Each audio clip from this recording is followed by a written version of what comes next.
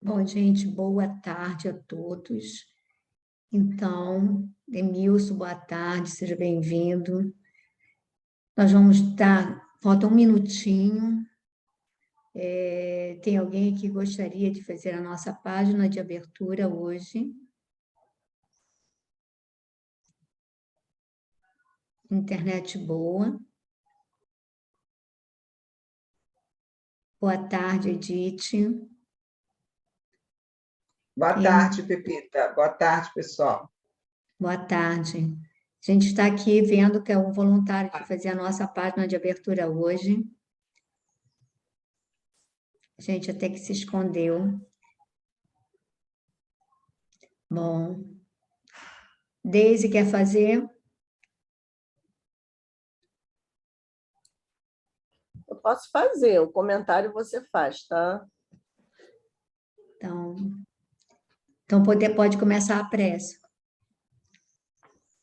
Senhor Jesus, estamos reunidos, Senhor, para o nosso estudo, que as suas bênçãos possam renovar as nossas energias, que possamos, Senhor, abrir os nossos corações, a nossa mente, para deixar entrar os ensinamentos abençoados do nosso estudo, Paulo Estevão.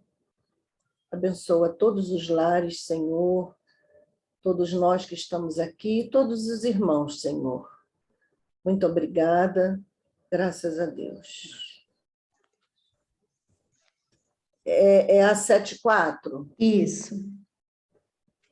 Bom, do livro Pão Nosso, mais palestras.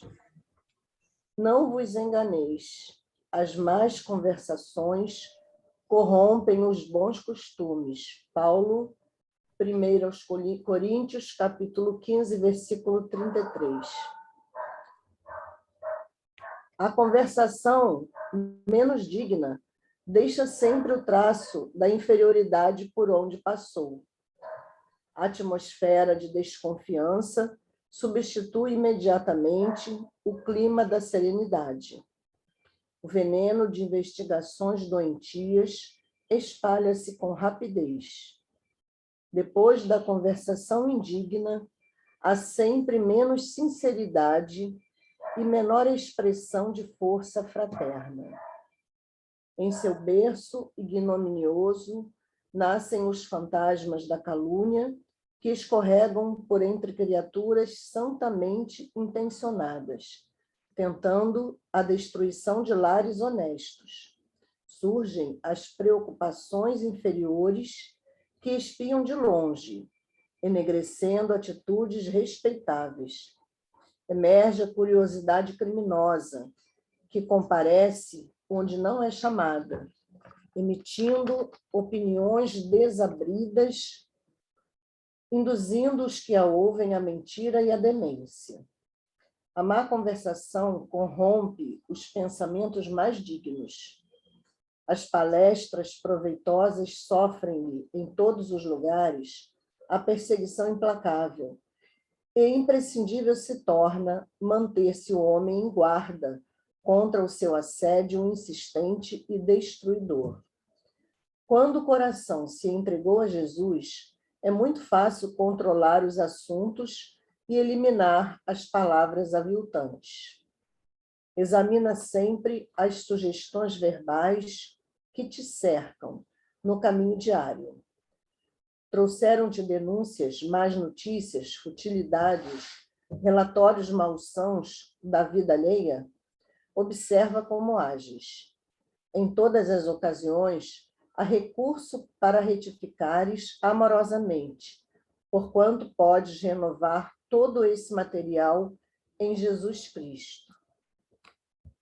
Eu acho que essa página é até, tranquila para falar, não vou falar, abranger tanto, mas eu acho que, eu não sei, eu acho que a gente, quando começa a estudar a doutrina, a gente vai tendo um monte de percepções, uma outra visão de certas situações, de certos efeitos, que a gente acarreta para a nossa vida. Então, eu acho que, queira ou não queira, a gente começa a mudar, algumas atitudes, a analisar as nossas atitudes e a tentar mudar. Não vou dizer que, pelo menos eu vou falar por mim, que eu estou curada, que eu não faço, não cometo essa má conversação, porque a gente pode até não puxar, mas muitas vezes a gente vai embarcando, Mas eu acho que a gente realmente precisa ter muito cuidado, tudo o que acarreta, a energia da conversa inferior, com energias inferior. Eu acho que isso aí são situações que a gente precisa realmente ficar atentos se nós queremos nos manter um pouco mais em harmonia, e o nosso lar também, proteger o nosso lar também. Mesmo que a gente não puxe a conversa, a gente precisa, como aqui nos orientou, a gente precisa sair dela e não enfatizar e não colocar lenha na fogueira, como a gente costuma falar, Fala aí, Pepi.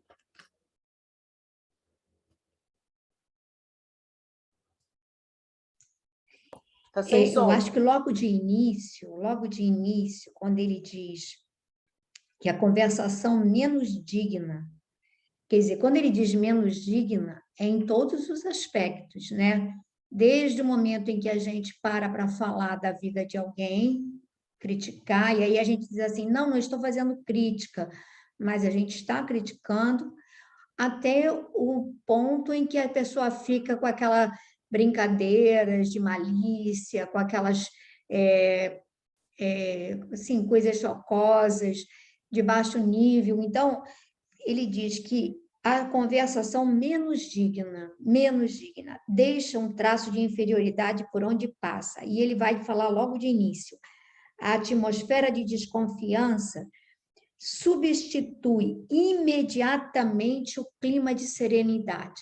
Então, às vezes, a gente para conversar com uma pessoa sobre uma coisa edificante, sobre algum processo em que você possa ser útil, que você possa auxiliar, e aquela conversa, ela de alguma maneira, ela te edifica, você se sente bem. E, às vezes, quando a gente estamos em um grupo, podemos ser um grupo amigo, mas quando a gente cai, né, nesse hábito pernicioso de denegrir a conversação por piadas de baixo nível, por críticas desnecessárias, por comentários pessimistas, porque às vezes a pessoa é assim, não estou falando mal de ninguém, mas tem aquelas pessoas que adoram só falar de tragédia, só falar de coisa realmente assim, terrível. Então, tudo isso que você percebe que baixa o astral, que modifica, né? Modifica a vibração ambiente para pior, a gente tem que evitar. Até uma música, você pega uma música boa, ela eleva o nosso astral. Você pega uma música com um palavreado mais chulo, com uma mensagem mais vulgar, e você vê que aquela música, ela estressa, ela inquieta. Então, a gente tem que prestar muita atenção.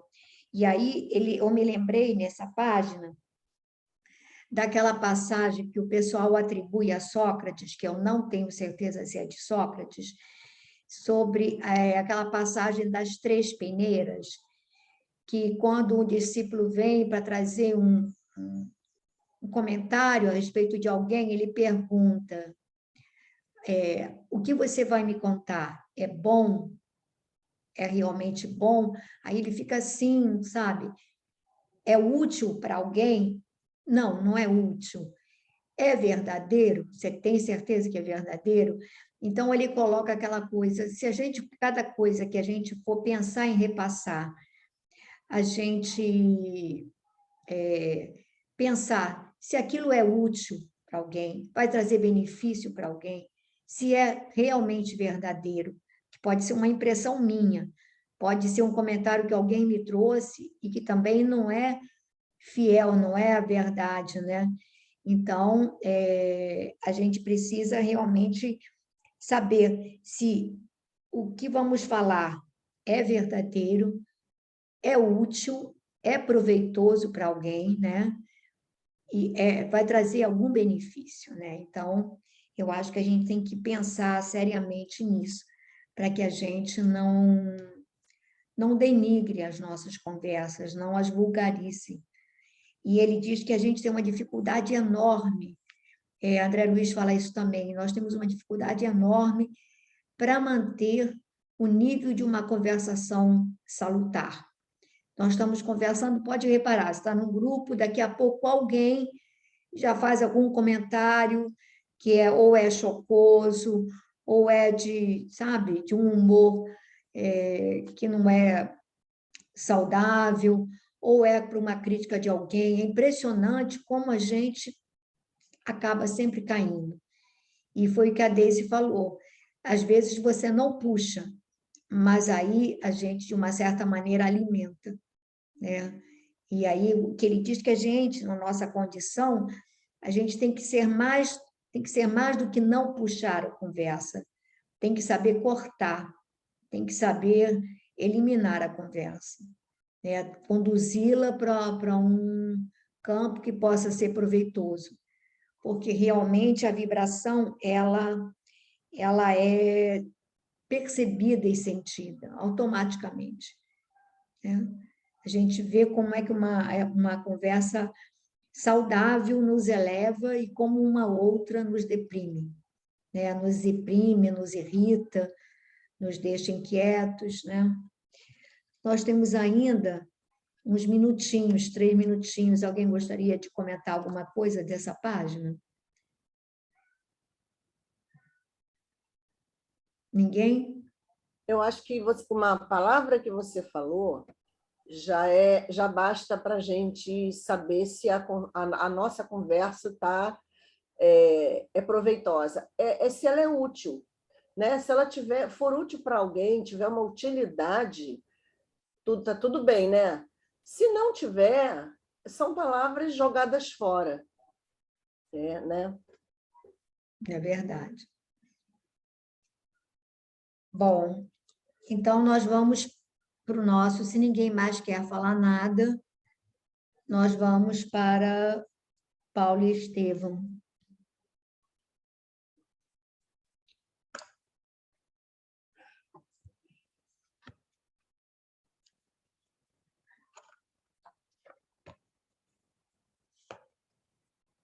Bom, então nós estamos no capítulo 5, umas 8 páginas antes do final do capítulo. No parágrafo estava esboçado assim o programa a que o generoso apóstolo da gentilidade, no meu livro, é 424.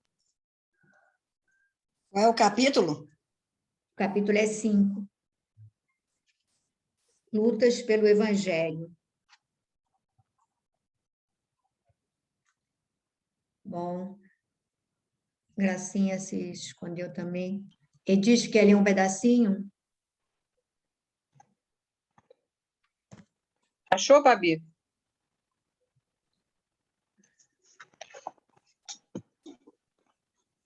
Achei o capítulo, agora o trecho não sei.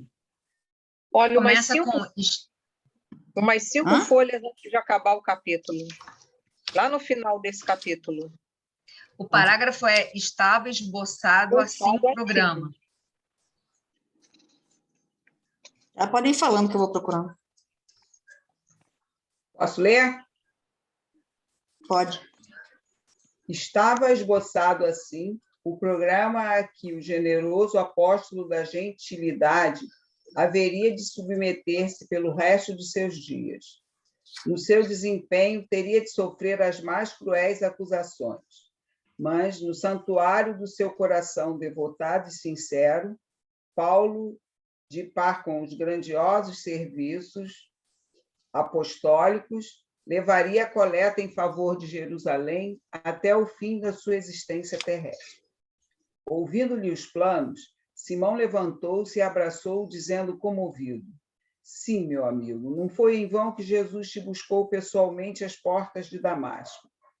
Fato pouco vulgar na sua vida, Paulo tinha os olhos rasos de pranto. Fitou o ex-pescador de modo significativo, considerando intimamente suas dívidas de gratidão ao Salvador, e murmurou: Não farei mais que o meu dever. Nunca poderei olvidar que Estevão saiu dos catres desta casa, os quais já serviram igualmente a mim próprio. Todos estavam extremamente sensibilizados. Barnabé comentou a ideia com entusiasmo e enriqueceu o plano de numerosos pormenores.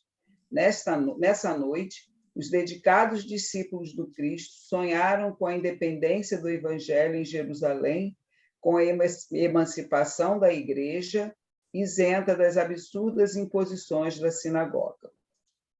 No dia imediato, procedeu-se solenemente à circuncisão de Tito, sob a direção cuidadosa de Tiago e com a profunda repugnância de Paulo de Tarso. As assembleias noturnas continuaram por mais de uma semana. Nas primeiras noites, preparando o terreno para divulgar abertamente a causa da gentilidade, o ex-pescador de Cafarnaum solicitou aos representantes de Antioquia expusessem a impressão das suas visitas aos pagãos de Chipre, Panfilha, Pisídia e Licaônia. Paulo, fundamente contrariado com as exigências aplicadas a Tito, pediu a Barnabé falasse em seu nome. O ex-levita de Chipre, fez extenso relato de todos os acontecimentos, provocando imensa surpresa a quantos lhe ouviam as referências ao extraordinário poder do Evangelho entre aqueles que ainda não haviam esposado uma crença pura.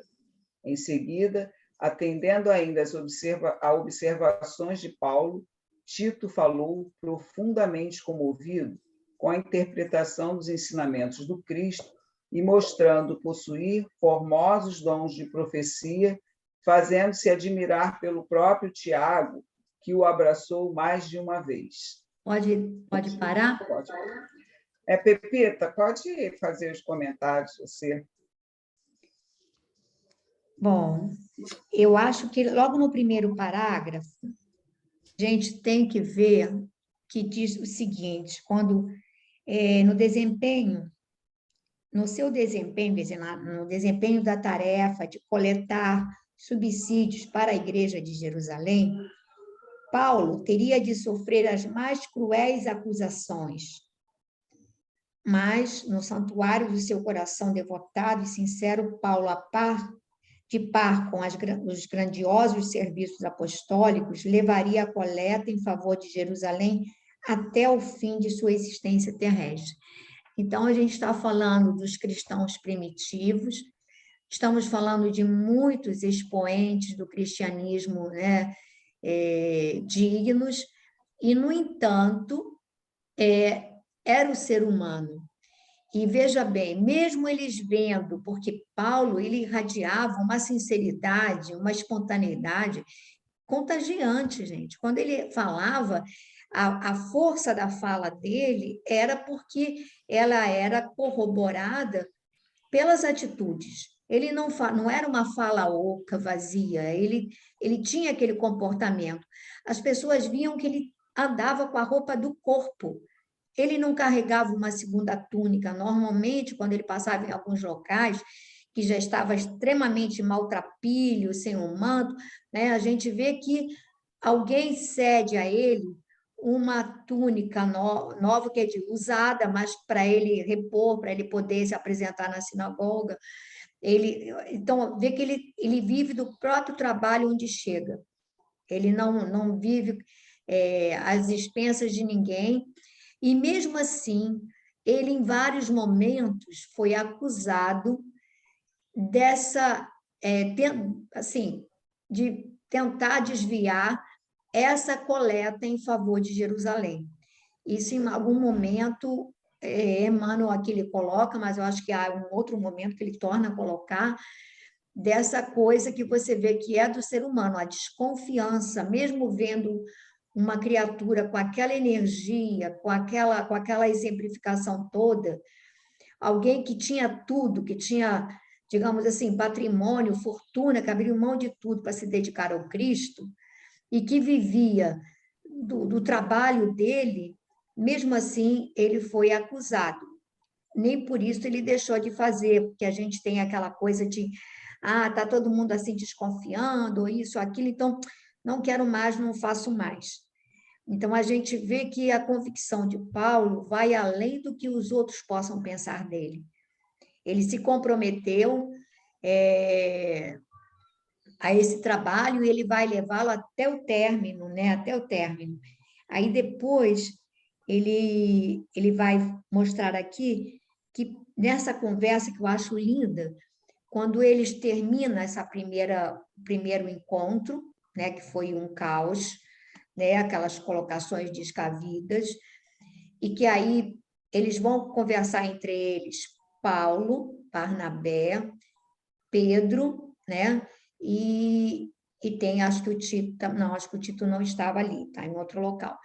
E aí eles se abrem entre si e se colocam, e aí, quando eles começam a se ajudar, quer dizer, cada um coloca as suas dificuldades, Pedro coloca o problema da carência financeira da Igreja de Jerusalém, Paulo apresenta ideias, e aí a gente vê que entre eles, nessa conversa edificante, se cria um clima de profunda conexão, de profunda fraternidade.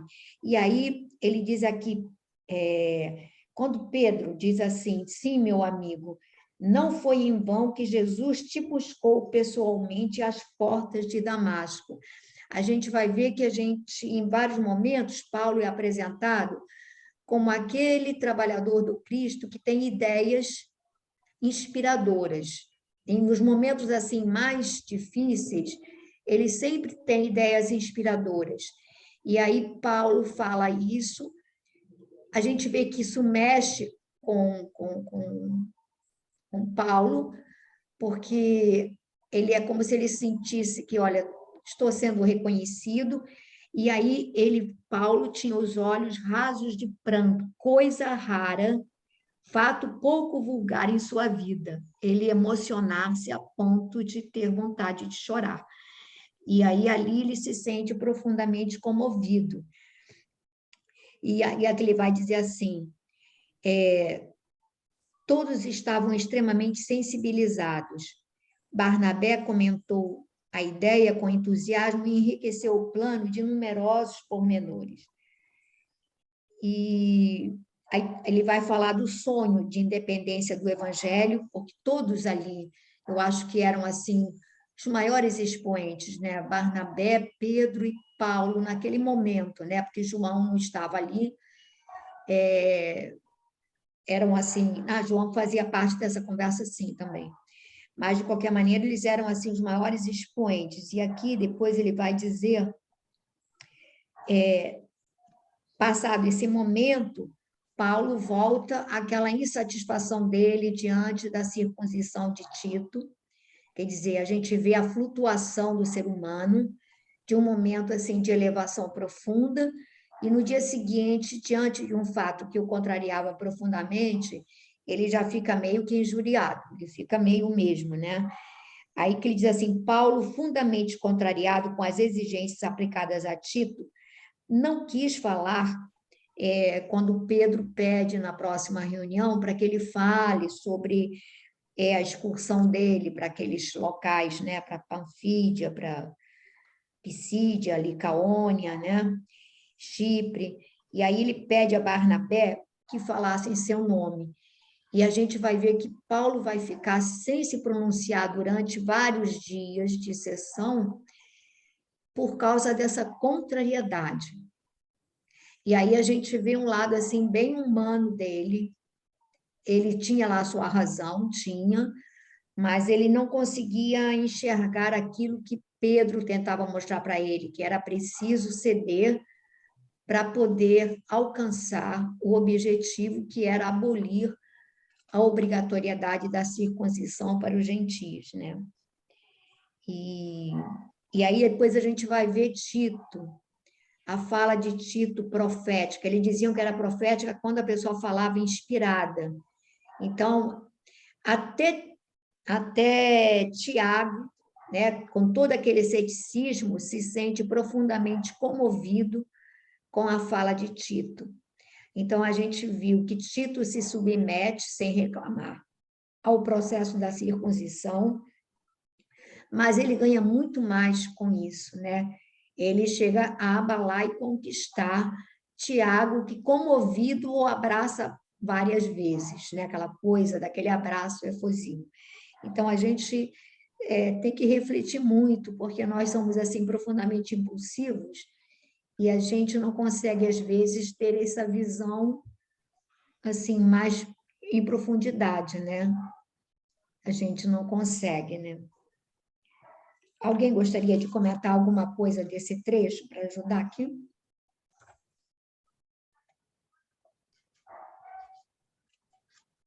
Ninguém? Glorinha, tem alguma coisa a colocar desse trecho? Não? Então, quer ler um pedaço aí agora? Eu posso ler, Pepita. Minha internet ainda agora caiu. Estou no celular. A luz que apagou aqui. Ao termo dos trabalhos, discutia-se ainda a obrigatoriedade da circuncisão para os gentios. O ex-rabino seguia os debates, silencioso. admirando o poder de resistência e tolerância de Simão Pedro. Quando o ex-pescador reconheceu que as divergências prosseguiriam indefinidamente, levantou-se e pediu a palavra, fazendo a generosa e sábia exortação de que os Atos dos Apóstolos, capítulo 5, versículos 7 a 11, fornecem notícia. Irmãos, começou Pedro enérgico e sereno, bem sabeis que de há muito Deus nos elegeu para que os gentios ouvissem as verdades do Evangelho e crescem no seu reino. O Pai, que conhece os corações, deu aos circuncisos e aos incircuncisos a palavra do Espírito Santo. No dia glorioso do Pentecostes, as vozes falaram na praça pública de Jerusalém para os filhos de Israel e dos pagãos. O Todo-Poderoso determinou que as verdades fossem anunciadas indistintamente. Jesus afirmou que os cooperadores do reino chegariam do Oriente e do Ocidente. Não compreendo tantas controvérsias quando a situação é tão clara aos nossos olhos. O mestre exemplificou a necessidade de harmonização constante. Palestrava com os doutores do templo, frequentava a casa dos publicanos, tinha expressão de bom ânimo para todos os que se baldavam de esperança, aceitou o derradeiro suplício entre os ladrões. Por que motivo devemos guardar uma pretensão de isolamento daqueles que experimentam a necessidade maior? Outro argumento que não deveremos esquecer é o da chegada do Evangelho ao mundo, quando já possuíamos a lei. Se o Mestre nolo trouxe amorosamente, com os mais pesados sacrifícios, seria justo enclausurarmos-nos nas tradições convencionais, esquecendo o campo do trabalho? Não mandou o Cristo que pregássemos a boa nova a todas as nações? Claro que não poderemos desprezar o patrimônio dos israelitas. Temos de amar nos filhos da lei, que somos nós, a expressão de profundos sofrimentos e de elevadas experiências que nos chegam ao coração através de quantos precederam o Cristo, na tarefa milenária de preservar a fé no Deus único. Mas esse reconhecimento deve inclinar nossa alma para o esforço na redenção de todas as criaturas. Abandonar o gentio à própria sorte seria criar duro cativeiro, ao invés de praticar aquele amor que apaga todos os pecados. É pelo fato de muito compreendermos os judeus e de muito estimarmos os preceitos divinos que precisamos estabelecer a melhor fraternidade com o gentio, convertendo em elemento de frutificação divina. Continua, Pepita? É porque acaba o parágrafo, esse parágrafo é longo demais. Tá bom. E é rico demais também. Cremos que Deus nos purifica o coração pela fé e não pelas ordenanças do mundo. Se hoje rendemos graças pelo triunfo glorioso do Evangelho, que instituiu a nossa liberdade, como impor aos novos discípulos um jugo que intimamente não podemos suportar? Suponham, então, que a circuncisão não deva constituir ato obrigatório para quantos se convertam ao amor de Jesus Cristo. E creio que só nos salvaremos pelo favor divino do Mestre, estendido generosamente a nós e a eles também. Pode começar a comentar pedacinho por pedacinho, porque é muita coisa que tem nesse parágrafo. Então, aqui mesmo, o Emmanuel, ele mostra, né, que essa exortação de Pedro está lá no Atos, né, e ele, aqui, como ele fala, né, enérgico e sereno. Ele vai buscar, ele tá exercendo ali com toda a plenitude a conciliação, né? Eu acho que a fraternidade que Jesus veio nos ensinar, não é? E eu acho também que ele apela até um pouco para aquele, vamos dizer, aquele orgulho do judeu, né? Dos judeus de serem eu não queria nem falar os escolhidos, mas aqueles que puderam exemplificar a fé num Deus único, né? De serem aqueles que levariam a palavra de Jesus ao resto do mundo, né? Então ele coloca que seria assim um egoísmo, uma falta até de amor, guardarem apenas para eles, né, aquela mensagem, né, o evangelho. Não seria fraterno, né? E ele, então, ele fala, né, que as verdades do evangelho não vieram, Jesus não veio para falar para os judeus, ele mesmo diz que Jesus afirmou que os cooperadores do reino chegariam do Oriente e do Ocidente. Jesus foi até mais longe, né, que ele dizia assim, quem são meus pais, quem são meus irmãos? Então, ele abriu, né, esse leque para a fraternidade universal, para o amor entre as pessoas. Então, não poderia ficar a mensagem dele guardada exclusivamente como mais uma expressão do judaísmo, né? Então, aqui ele vai falar que Jesus falava com os doutores da lei, Jesus não tinha, imagina se ele ia discriminar e dizer assim, não, eu não vou me dirigir aos doutores da lei, eu não vou... Você fechou o seu som, Glória. E a palavra dele era para todos, o amor, né? A sua expressão de fraternidade, não tinha escolhido, né? Então, então, aqui ele vai dizer, né, que o evangelho chegou, aquilo que a gente já sabe, quando o evangelho veio, já estava aberto o caminho da visão do Deus único, né? E Jesus, a todo momento, dizia que Deus era Deus de todos, não tinha exclusividade, né?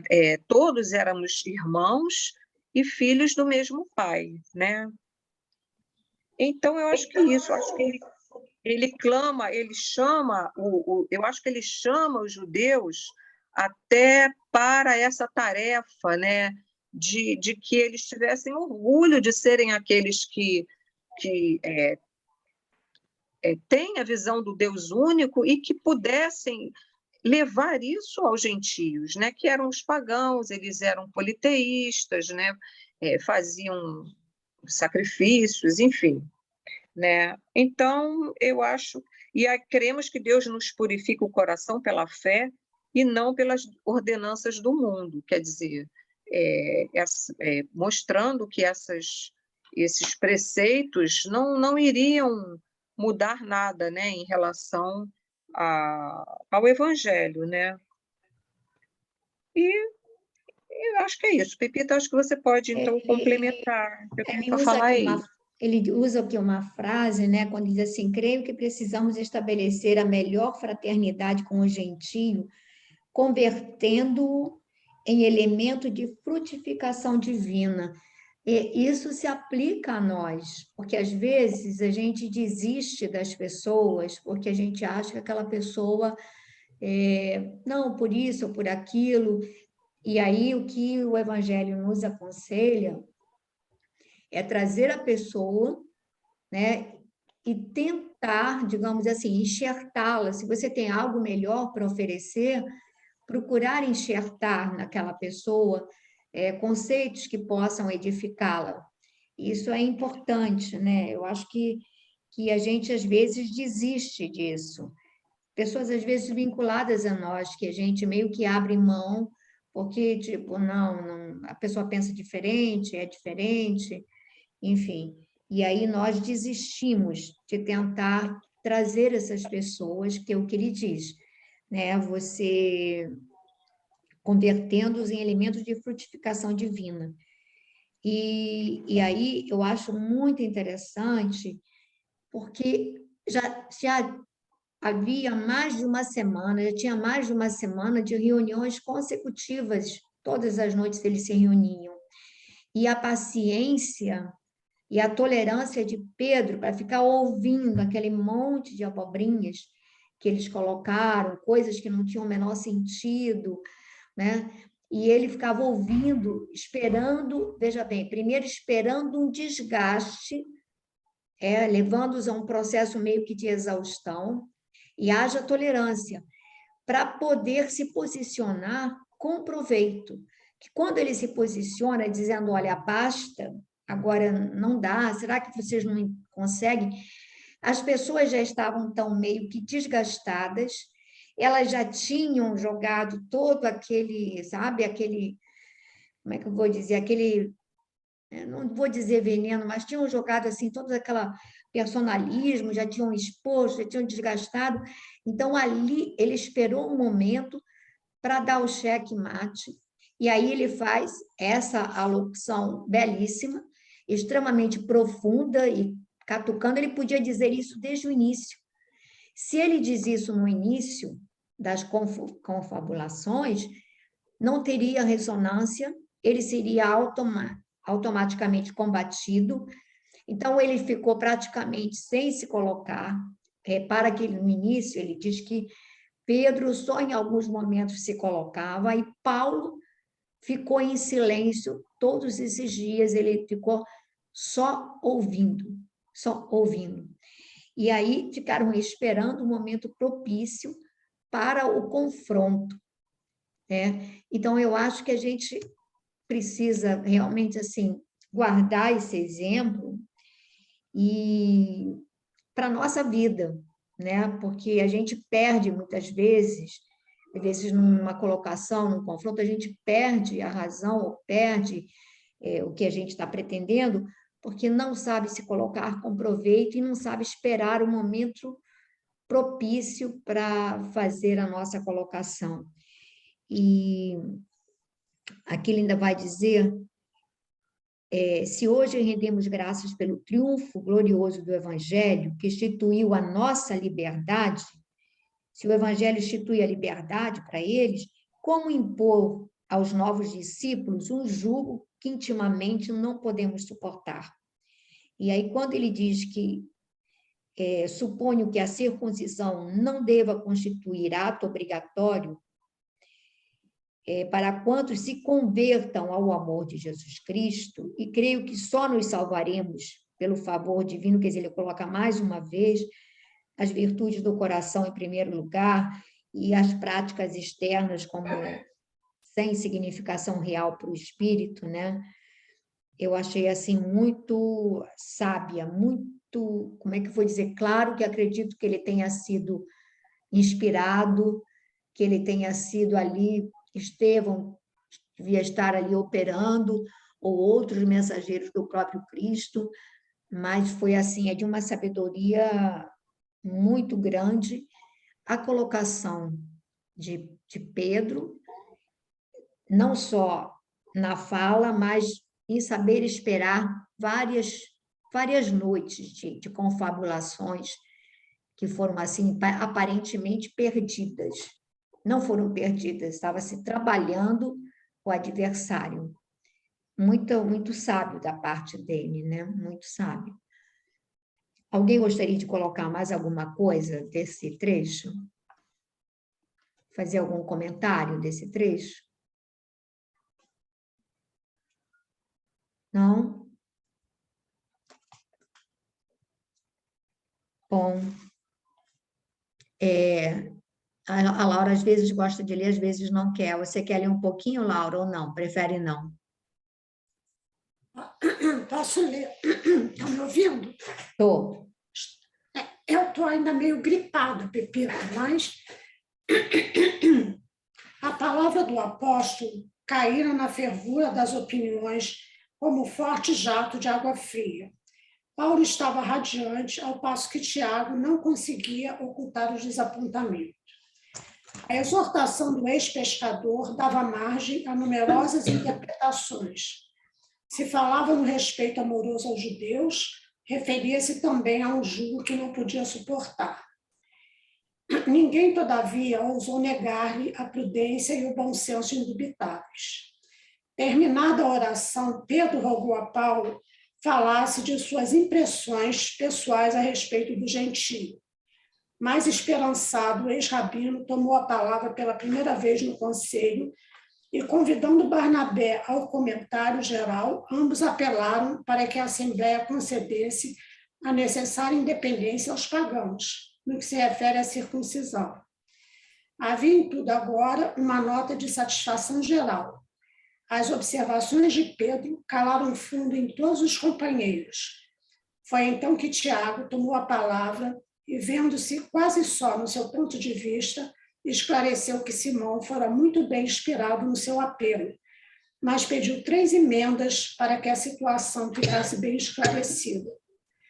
Os pagãos ficavam isentos da circuncisão, mas deviam assumir o compromisso de fugir da idolatria, evitar a luxúria e abster-se das carnes de animais sufocados. O apóstolo dos gentios estava satisfeito. Fora removido o maior obstáculo.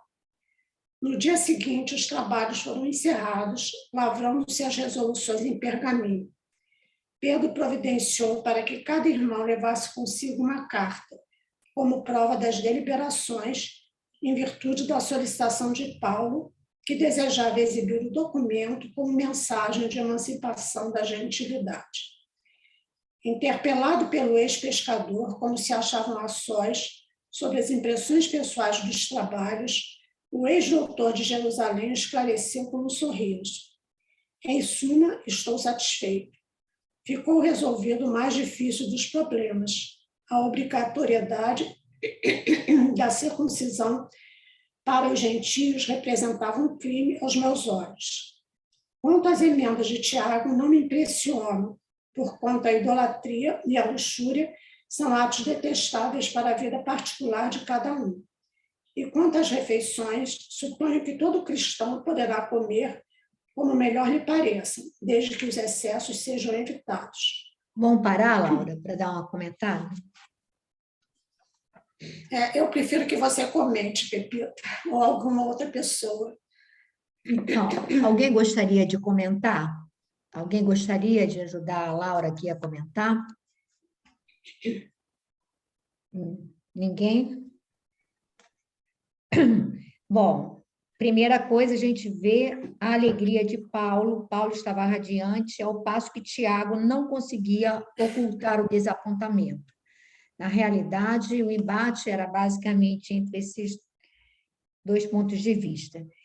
Mas a exortação, quer dizer, a fala de Pedro foi de tamanho, né, eloquência, tamanho impacto, que ninguém ousou negar-lhe a prudência e o bom senso indubitáveis, que é uma coisa que Pedro deixa sempre transparecer, esse bom senso e a prudência.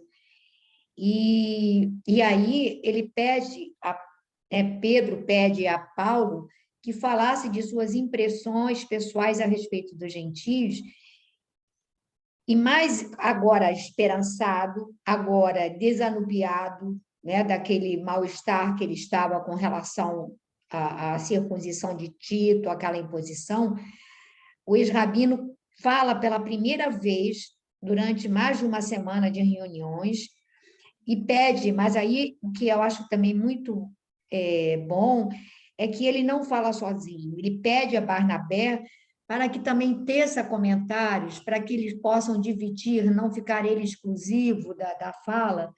Ele pede a Barnabé que se coloque também com relação às experiências que eles tinham tido nessa excursão, né, doutrinária.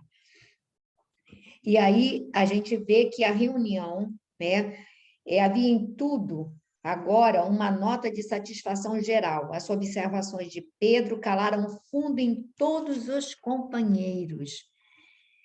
E a gente vê volta à nossa página inicial das más palestras e das boas palestras. Então, a fala de Pedro foi tão inspirada, foi tão fecunda, que até aqueles israelitas, né, estavam, digamos assim, mexidos, estavam comovidos, estavam todos acordes.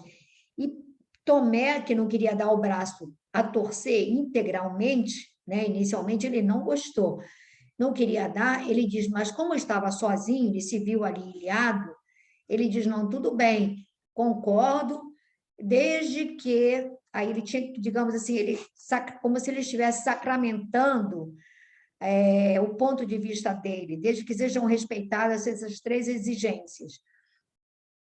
E aí, claro que Paulo não deu importância, joguei tudo bem, porque ele foi o que ele disse.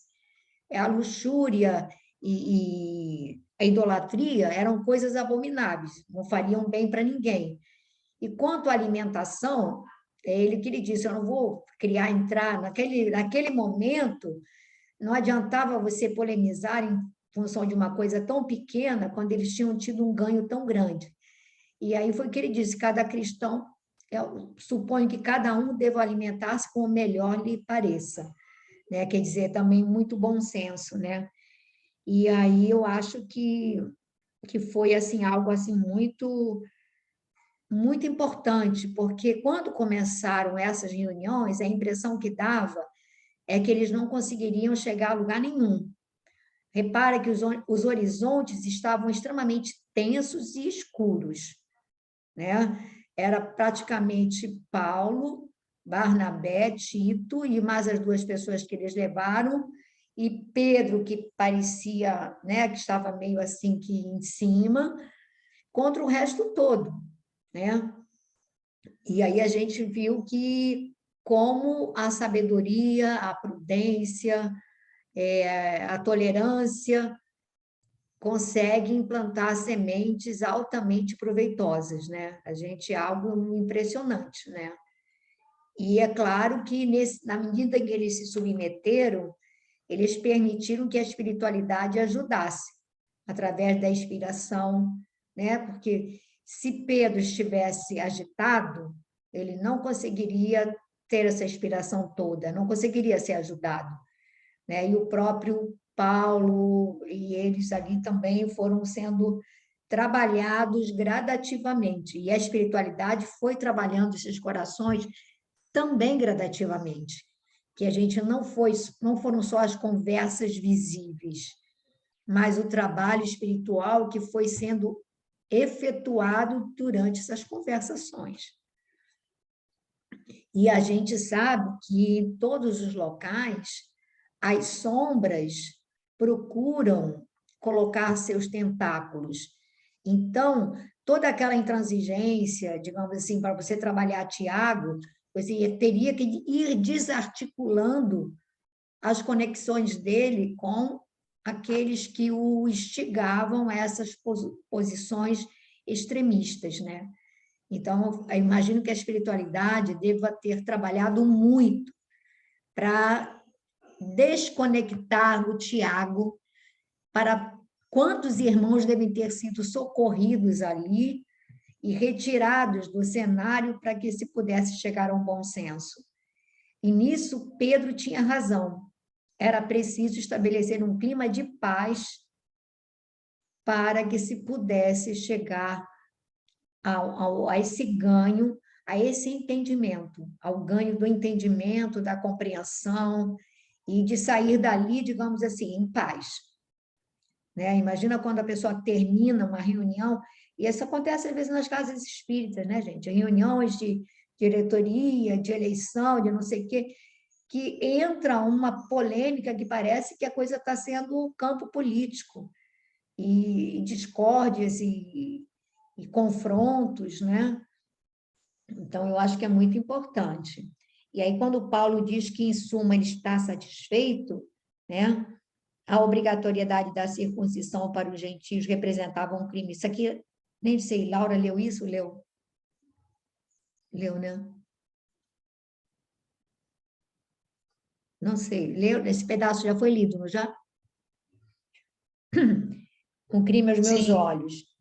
E aí ele vai falar exatamente dessas emendas de Tiago, que não tem a menor significação. Eu achei muito importante todo esse trecho, em termos de aprendizado para nós, né? Para trazer para a nossa realidade, para as nossas instituições, para a nossa vida, né?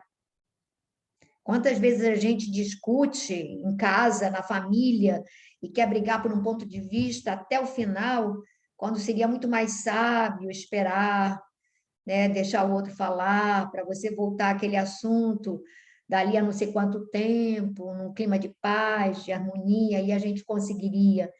Mas se a gente estabelece confronto, aí a coisa fica enrijecida e há uma ruptura em que nenhum dos dois ganha, né? Então, acho que a gente tem que trazer isso para a nossa vida pessoal também. A sabedoria de saber conquistar as coisas, muitas vezes tendo que ceder em alguns pontos, né?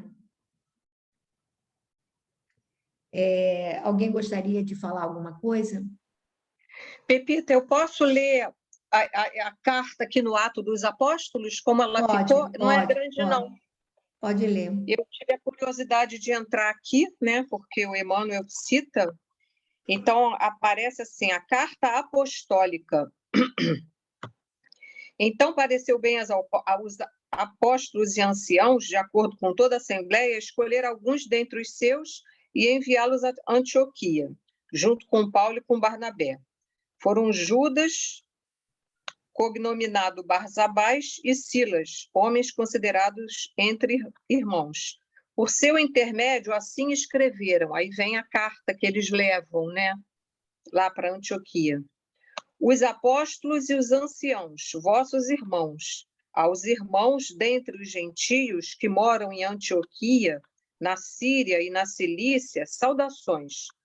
Tendo sabido que alguns dos nossos, sem mandato de nossa parte, saindo de nós, perturbaram-vos, transtornando vossas almas com suas palavras, pareceu-nos bem, chegados a pleno acordo, escolher alguns representantes e enviá-los a vós, junto com vossos diletos, Barnabé e Paulo, homens que expuseram suas vidas pelo nome de nosso Senhor Jesus Cristo.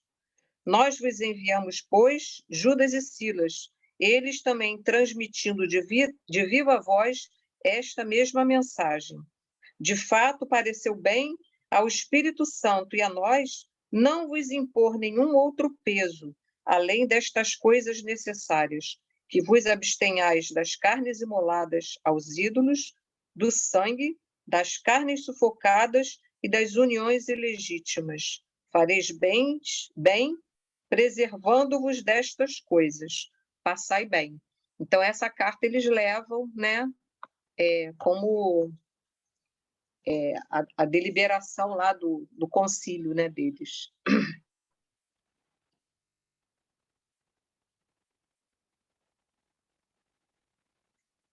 Som.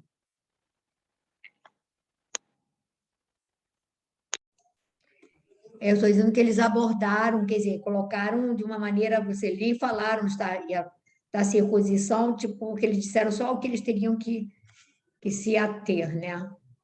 E aí fica livre, e aí a gente vai ver essa ida deles para lá, que é bem interessante. Mas alguém gostaria de colocar mais alguma coisa? Rosana? Não? Então, Rose, quer ler um pedacinho? Posso ler? Pedro sorriu e explicou ao ex-rabino seus novos planos. Comentou, esperançoso, a ideia da coleta geral em favor da Igreja de Jerusalém e, evidenciando a peculiar prudência, falou preocupado.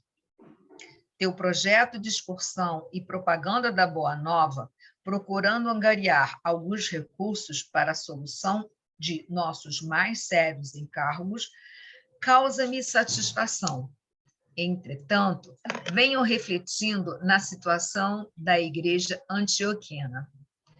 Pelo que observei e diviso, concluo que a instituição necessita de servidores dedicados, que se substituam nos trabalhos constantes de cada dia.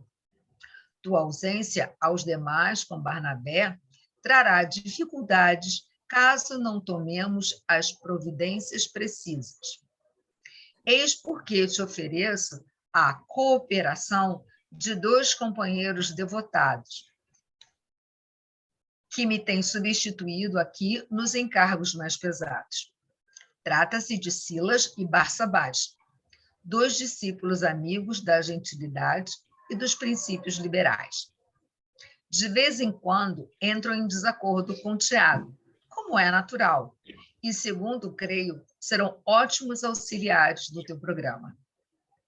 Paulo viu no alvitre a providência que desejava. Junto de Barnabé, que participava da conversação, agradeceu ao ex-pescador profundamente sensibilizado. A igreja da Antioquia teria os recursos necessários que os trabalhos evangélicos requeriam. A medida proposta era-lhe muito grata, mesmo porque, desde logo, tivera por Silas grande simpatia, presumindo nele um companheiro legal, expedito e dedicado. Os missionários de Antioquia ainda se demoraram 3 dias na cidade, após o encerramento do concílio. Tempo esse que Barnabé aproveitou para repousar em casa da irmã. Paulo, contudo, declinou do convite de Maria Marcos e permaneceu na igreja, estudando a situação em companhia de Simão Pedro e dos 2 novos colaboradores. Em atmosfera de grande harmonia, os trabalhadores do Evangelho versaram todos os requisitos do projeto. Fato digno de nota, a reclusão de Paulo junto aos apóstolos galileus, jamais saindo à rua para não entrar em contato com o cenário vivo do seu passado tumultuoso. Vou parar, Rose, Finalmente, para comentar? pode. Aqui nesses parágrafos, né, ele tinha, né, novos planos, né, e ele estava assim, muito esperançoso com esses novos planos, esse projeto de excursão, para angariar recursos para a própria igreja. Mas, como você mesmo comentou nos encontros passados, esses recursos também que eles angariavam eram recursos muito, muito pequenos, né?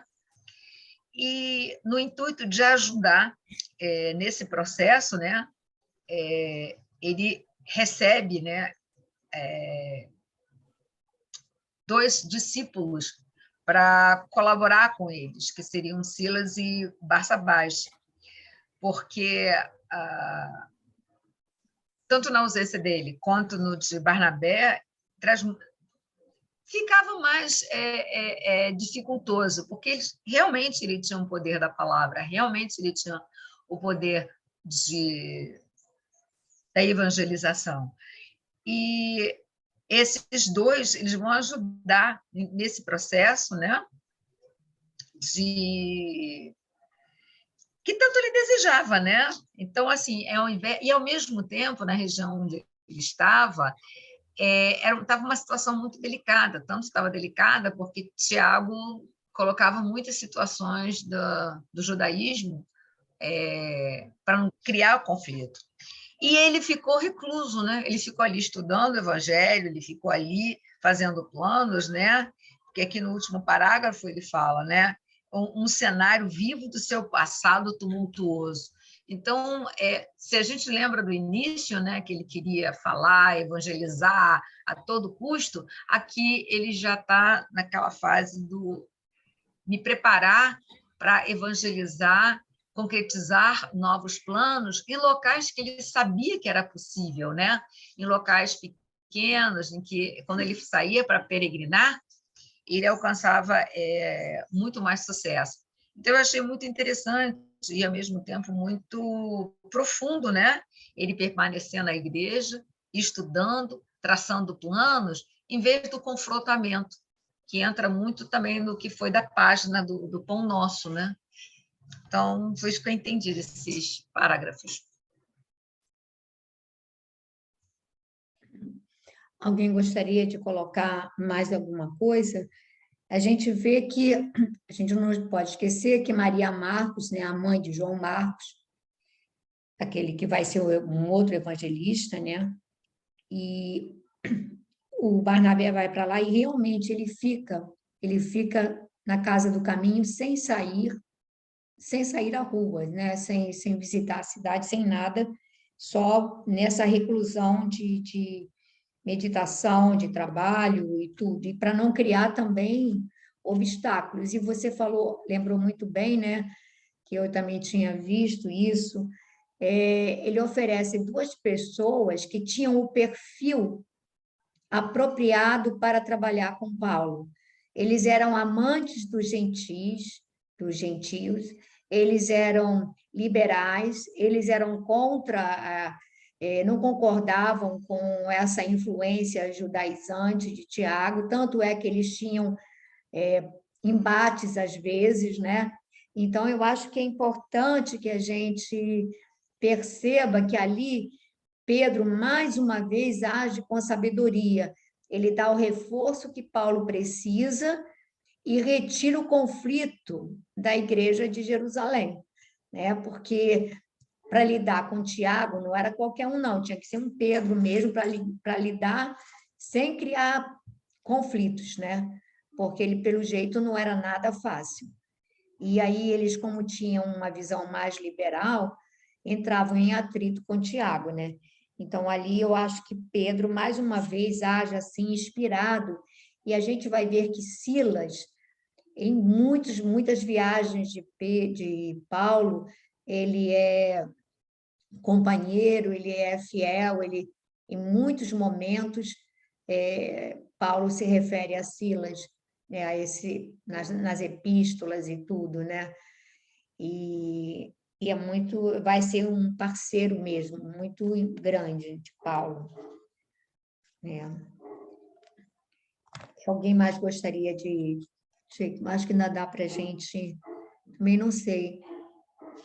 Glorinha, cadê? Se for cantar música, faltam 10 minutos, 11 minutinhos. Se for cantar a música mais a prece, aí eu acho que a gente pode parar por aqui. Então, parou em tumultuoso, né? Isso.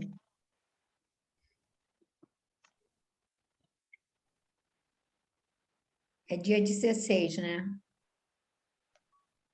17, né? É? O próximo, dia 17.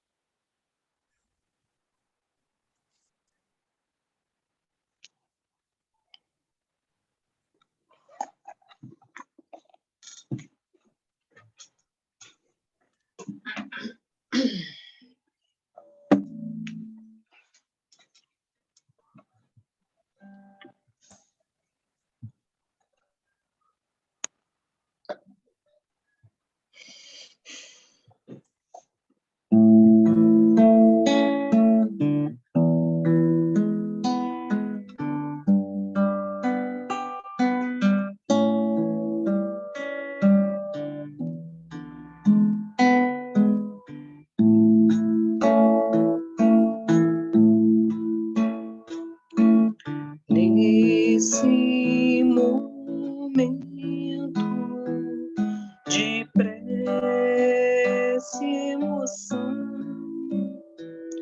eu sinto Jesus tão presente em você, que está ao meu lado e me faz mergulhar nesse mar de brandura e paz.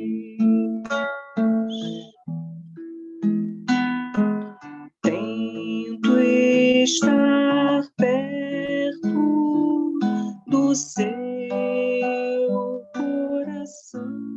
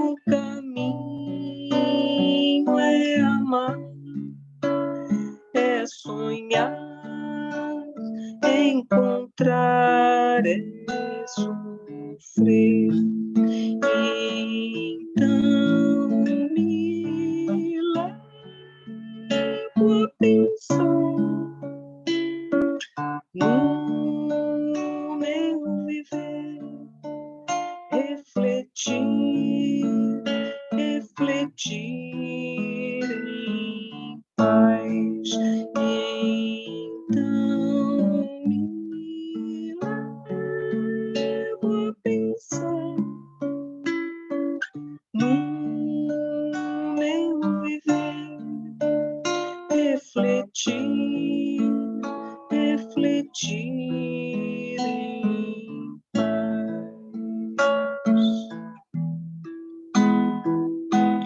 Tento estar perto do seu coração, unir nossos passos na prece, entender que estar com Jesus no caminho é amar, é sonhar, é encontrar, é sofrer. Então me leva a pensar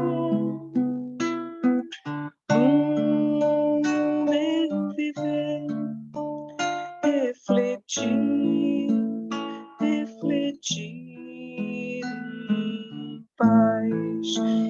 Então me leva a pensar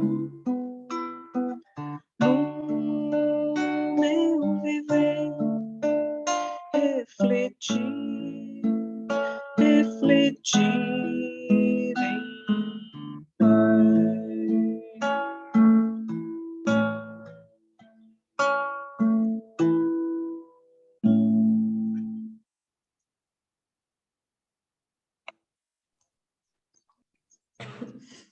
Então, nesse momento, nós agradecemos ao Pai pela oportunidade que nos reúne para estudar essa obra tão magnífica sobre a vida de Paulo, de Estevão e dos primeiros cristãos.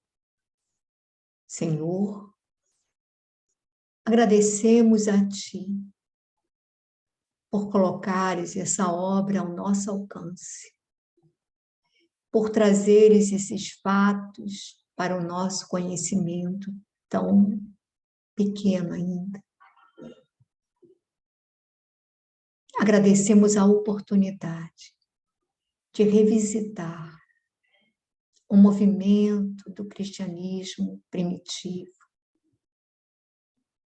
Com certeza, Senhor, por esses tempos nós andávamos por lá, no caminho equivocado, combatendo a Ti e a todo o movimento. E hoje a Tua misericórdia nos permite estudar esses fatos, estudar essa história, para aprender com ela, para amar mais, para agradecer a Ti pela misericórdia com que nos tutelas, pelas imensas e infinitas oportunidades que nos concedes a cada etapa reencarnatória. Mestre querido, obrigada. Obrigada pelo corpo que hoje nos permite estar vivendo essa nova experiência. Obrigada pela doutrina que clareia os nossos raciocínios. Obrigada pela família. Obrigada pelos amigos, encarnados e desencarnados, que nos alimentam a alma, que nos fortalecem o ânimo, que nos estimulam a caminhar com mais determinação e segurança. Senhor, rogamos para que abençoes a toda a humanidade, a enfermos por todo lado, males do corpo e males da alma. Tem misericórdia, Senhor, da humanidade aflita, da humanidade conturbada. Tem misericórdia, Senhor, dos nossos lares. Clareia-nos a mente. Ajuda-nos a retirar a trave do nosso olho, para que possamos enxergar e avaliar o que podemos fazer, o que nos é possível realizar. Então, Senhor, abençoa-nos, ampara-nos, ajuda-nos para que possamos tornar cada dia deste novo ano proveitoso. Ajuda-nos, Senhor, para que possamos otimizar o tempo, aproveitá-lo, trabalhando, Senhor, as nossas tendências que precisam ser eliminadas, transformadas. Então, Mestre querido, abençoa-nos, abençoa a todos os nossos irmãos e irmãs que não puderam participar hoje do nosso estudo. Abençoa a todos os espíritos que estão ao nosso lado nesse momento, que foram trazidos para participar dessas reflexões. Então, Senhor, muito, muito gratos. Fica conosco, agora e sempre. Que assim seja.